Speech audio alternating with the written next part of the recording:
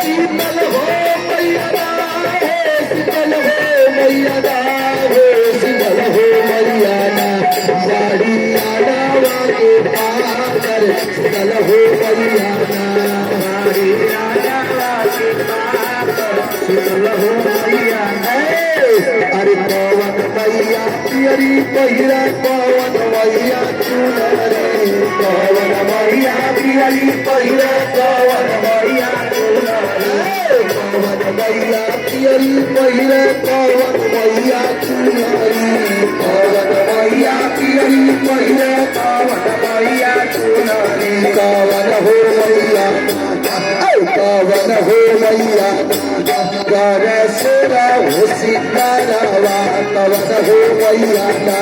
कर सोरा हो सितारावा पवन हो मैया पवन हो मैया पवन हो मैया पवन हो मैया कर सोरा हो सितारावा पवन हो मैया कर सोरा हो सितारावा पवन हो मैया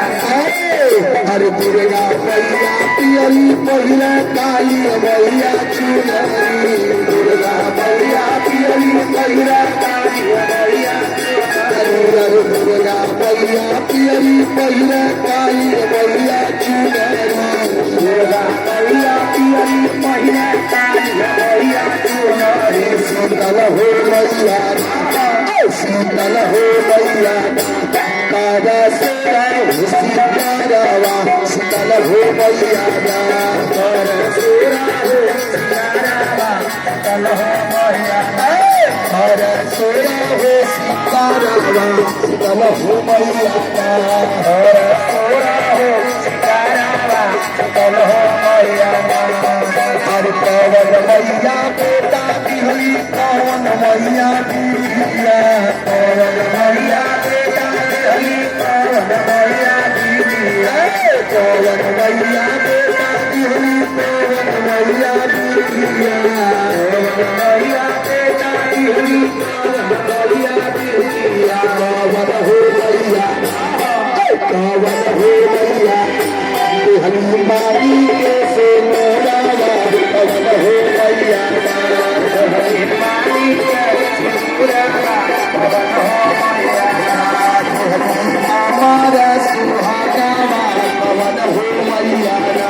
बिहली हमारा सुहागावा पवन हो मैया